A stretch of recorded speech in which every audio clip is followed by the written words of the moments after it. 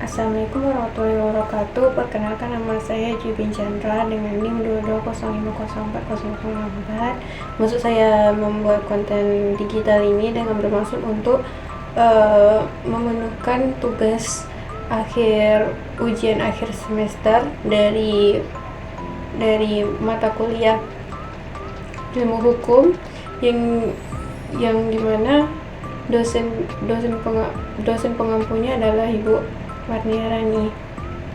Jadi saya akan langsung membacakan pertanyaan dan jawabannya. Soal penjelasan ringkas tentang masing-masing sumber hukum Islam. Yang pertama itu adalah Al-Quran.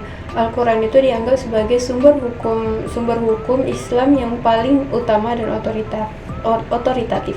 Prinsip-prinsip hukum dan petunjuk kehidupan umat muslim dapat ditemukan dalam ayat-ayat Al-Quran.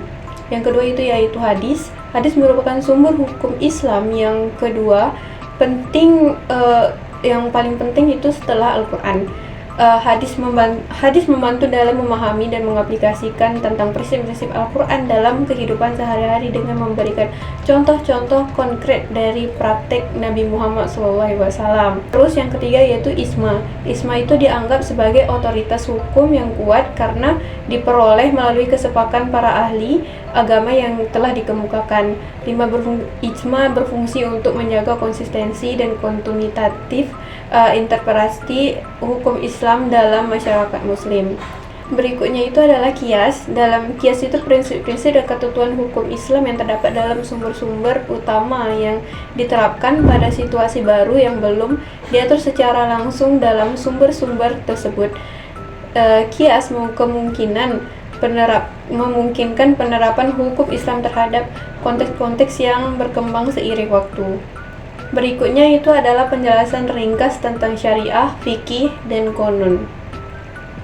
Syariah adalah istilah yang digunakan untuk meruntukkan pada aturan dan prinsip-prinsip hukum Islam yang bersumber dari Al-Quran dan hadis. Syariah mencakup berbagai aspek kehidupan muslim, termasuk ibadah, moralitas hukum pidana, hukum keluarga, ekonomi, dan sosial. Berikutnya itu fikih. Fikih merujuk pada disiplin ilmu yang berfokus pada pemahaman, interpretasi, dan aplikasi hukum Islam dalam kehidupan sehari-hari. Berikutnya adalah qanun. Qanun merupakan undang-undang atau peraturan daerah yang diadopsi dan diimplementasikan berdasarkan prinsip-prinsip syariah.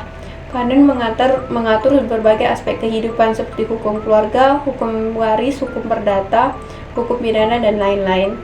Pertanyaan selanjutnya itu ruang lingkup kajian hukum Islam, yaitu hukum ibadah.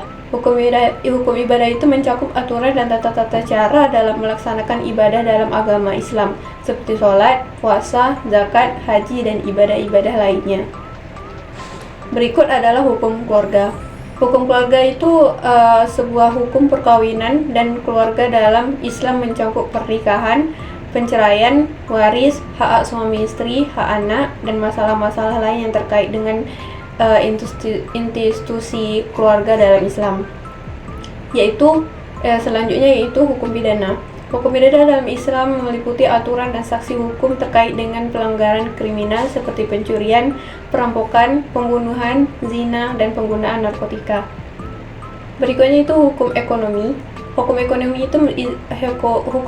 dalam Islam itu mencakup aspek-aspek ekonomi yang sesuai dengan prinsip-prinsip Islam, seperti hukum perdagangan, hukum keuangan, hukum zakat, hukum riba, dan hukum investasi. Berikutnya itu hukum perdata. Hukum perdata Islam mengatur hubungan hukum antara individu dalam hal-hal seperti kontrak perjanjian, tanggung jawab, hukum sengketa, properti, dan kewarisan. Yang berikutnya itu hukum internasional. Dalam hubungan antar negara, hukum internasional dalam konteks Islam mengatur hubungan antara negara-negara muslim dan non-muslim. Pertanyaan berikutnya adalah tentang objek kajian hukum Islam. Antara lain yaitu hukum ibadah, mencakup aspek-aspek hukum yang berkaitan dengan ibadah dalam agama Islam seperti sholat, puasa, zakat, haji, dan ibadah-ibadah lainnya. Ya, berikutnya aspek dari hukum keluarga mencakup pernikahan, perceraian, waris, hak-hak suami istri, hak anak, dan masalah lainnya yang terkait dengan keluarga. Aspek hukum pidana itu mencakup pelanggaran kriminal seperti pencurian, perampokan, dan lain-lain. Aspek dalam hukum ekonomi melibatkan aspek-aspek ekonomi yang sesuai dengan prinsip Islam, seperti hukum perdagangan, hukum keuangan, dan hukum zakat, dan lain-lainnya. Yang kelima yaitu prinsip-prinsip dalam hukum Islam. Tauhid, prinsip ini mengandung konsep bahwa Allah adalah satu-satunya Tuhan yang berhak memerintah dan mengatur kehidupan manusia. Berikutnya itu keadilan. Prinsip ini menekan perlunya perlakuan adil terhadap semua individu tanpa diskriminasi berdasarkan agama, ras, gender, dan status sosial. Berikutnya ada maslahah. Prinsip ini mengarahkan individu dan masyarakat untuk bertindak dalam cara yang memberikan manfaat untuk melindungi kepentingan umum. Berikutnya itu ihsan. Prinsip ini melibatkan tindakan yang baik, kasih sayang, dan pengabdian yang ikhlas kepada Allah dan sesama manusia. Yang terakhir itu his al-din. Prinsip ini mengharuskan individu masyarakat untuk melindungi dan memelihara agama Islam serta menjaga keutuhan, keyakinan, dan praktik keagamaan dari segala bentuk ancaman dan kerusakan. Berikutnya ada amanah. Prinsip ini mendorong individu untuk menjalankan tugas dan kewajiban mereka dengan jujur, bertanggung jawab dengan penuh integritas. Pertanyaan berikut adalah mengenai asas-asas dalam hukum Islam, yaitu pertama, asas keadilan. Asas ini menekankan pentingnya perlakuan yang adil dan setara terhadap semua individu tanpa memandang agama, ras, gender, atau status sosial. Berikutnya itu ada asas maslahah.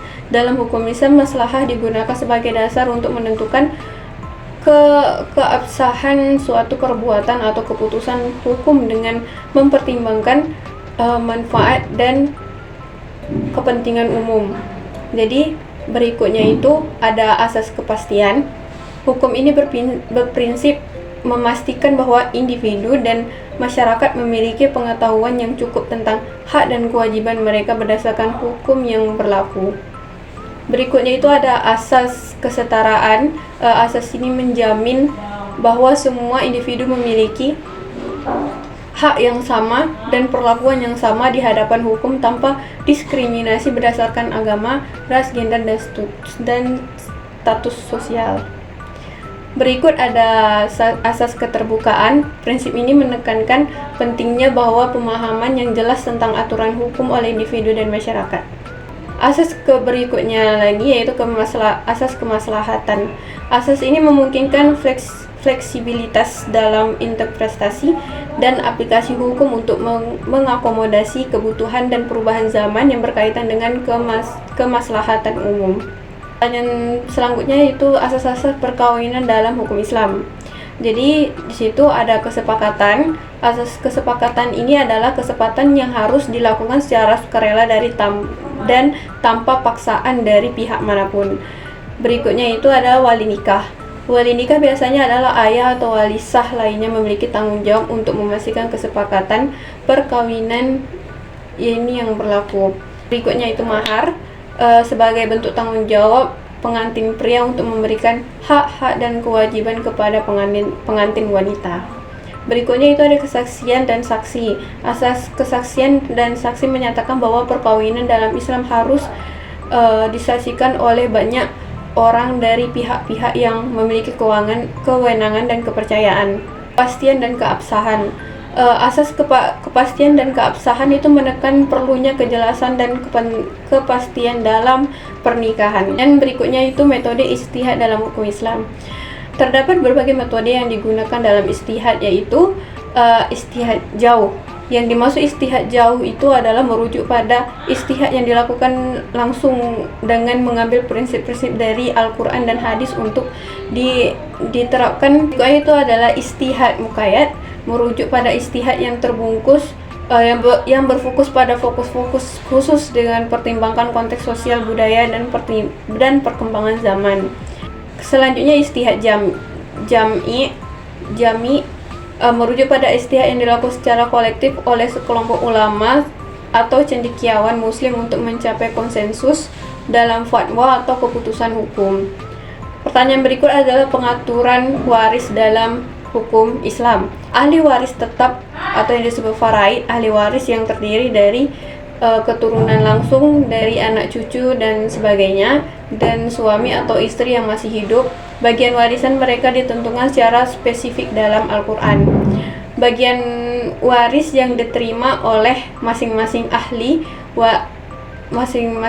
dapat ditentukan berdasarkan perhitungan yang disebut sebagai nisbah faraid. Setiap ahli waris tetap mendapatkan bagian yang ditentukan berdasarkan nisbah faraid. Berikutnya itu adalah larangan pewarisan. Hukum waris dalam Islam juga mengakui beberapa larangan dalam pewarisan. Larangan-larangan semacam ini ditetapkan untuk menjaga keadilan dan prinsip keadilan. Berikutnya itu ada pengaturan wasiat. Wasiat dapat digunakan untuk memberikan harta kepada pihak yang tidak termasuk dalam ahli waris tetap atau untuk tujuan amal. Berikutnya keadilan dan keseimbangan. Prinsip keadilan dan keseimbangan memastikannya adanya keadilan dan kesetaraan dalam pembagian harta. Wasiat dalam hukum Islam. Pertanyaan berikutnya itu wasiat dalam hukum Islam. Legitimasi wasiat. Seorang muslim yang berakal budi dengan dewasa memiliki hak untuk membuat wasiat. Batasan-batasan wasiat itu mempunyai kebebasan dalam membuat wasiat, tapi ada beberapa batasan yang harus diperhatikan. Beberapa contoh kebatasan dalam wasiat Islam itu seperti bagian waris yang ditentukan oleh faraid tidak dapat dimodifikasikan melalui wasiat.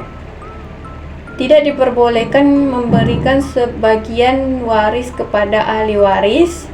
Wasiat itu tidak boleh bertentangan dengan prinsip-prinsip syariah. Di sini kondisi-kondisi wasiat. Kondisi-kondisi wasiat tersebut harus sah dan tidak bertentangan dengan prinsip-prinsip hukum Islam. Berikutnya ada pembatasan proporsi. Dalam beberapa tradisi hukum Islam ada pembatasan atas jumlah proporsi harta yang dapat diberikan melalui wasiat. Hal ini dapat bervariasi tergantung pada interpretasi dan mazhab yang dianut. Tema itu pelaksanaan wasiat. Orang-orang yang dirujukkan sebagai pelaksanaan wasiat bertanggung jawab untuk memastikan wasiat dijalankan sesuai dengan ketentuan yang ditetapkan. Yang berikutnya adalah pengaturan anak luar nikah dalam hukum Islam. Pengakuan dan keabsahan dalam hukum Islam, anak luar nikah itu diakui sebagai individu yang memiliki hak-hak dan kewajiban tertentu. Nama dan pewarisan anak luar nikah itu berhak memiliki nama keluarga dari ayah biologisnya. Tanggung jawab ayah biologis anak luar nikah itu memiliki tanggung jawab yang kewajiban untuk memberikan nafkah, perlindungan, dan pendidikan kepada anak tersebut. Berikutnya itu ada kewarganegaraan dan hak-hak kewarganegaraan. Pengaturan kewarganegaraan dan hak-hak atas kewarganegaraan bagi anak luar nikah dapat berbeda di setiap negara. Berikutnya itu ada perlindungan dan kesejahteraan. Anak luar nikah juga memiliki hak untuk dilindungi. Perlindungan dan kesejahteraan mereka menjadi tanggung jawab bersama masyarakat dan negara. Berikutnya itu tentang pengaturan perkawinan beda agama dalam hukum Islam. Persyaratan perkawinan dalam hukum Islam itu perkawinan di antara seorang muslim dengan seorang non-muslim beda agama yang membutuhkan persyaratan tertentu. Sebagai pemeluk kitab suci Alkitab, hukum Islam mengakui perkawinan muslim dengan orang-orang yang termasuk dalam kategori Alkitab. Ketentuan perkawinan dan perkeluarga. Pasangan harus menyetujui dan menghormati ketentuan perkawinan dan keluarga yang diatur dalam hukum Islam. Pembagian tugas dan tanggung jawab. Keberagaman agama dan praktik keagamaan harus dihormati dan diakui dengan saling pengertian dan toleransi. Penjelasan hukum waris dalam perkawinan beda agama dapat bervariasi tergantung yang pada tradisi mazhab dan peraturan hukum yang berlaku di negara tertentu. Masuklah di pertanyaan terakhir, yaitu pengaturan anak angkat dalam hukum Islam. Istilah anak angkat dalam hukum Islam yaitu kafalah merujuk pada pengasuhan dan perawatan anak yang tidak memiliki hubungan darah dengan orang yang merawatnya. Tanggung jawab orang yang tanggung jawab dari orang yang merawat. Mereka bertanggung jawab untuk memberikan nafkah pendidikan, perlindungan, dan kebutuhan lain yang diperlakukan oleh anak orang tersebut. Adapun identitas dan pewarisan, anak-anak angkat tidak memiliki hak waris dari orang yang merawatnya seperti anak kandung, kecuali dengan izin khusus atau peraturan yang berlaku dalam yurisdiksi tertentu. Adapun juga hak dan tanggung jawab orang tua biologis. Orang tua biologis memiliki kewajiban untuk memelihara hubungan dengan anak mereka dan dalam beberapa kasus memberikan dukungan finansial, perlindungan, dan kesejahteraan pun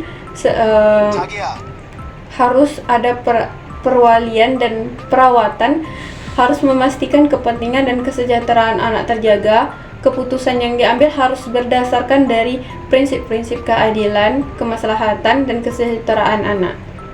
Sekian dari saya, maaf atas kekurangannya. Saya tutup dengan wassalamualaikum warahmatullahi wabarakatuh.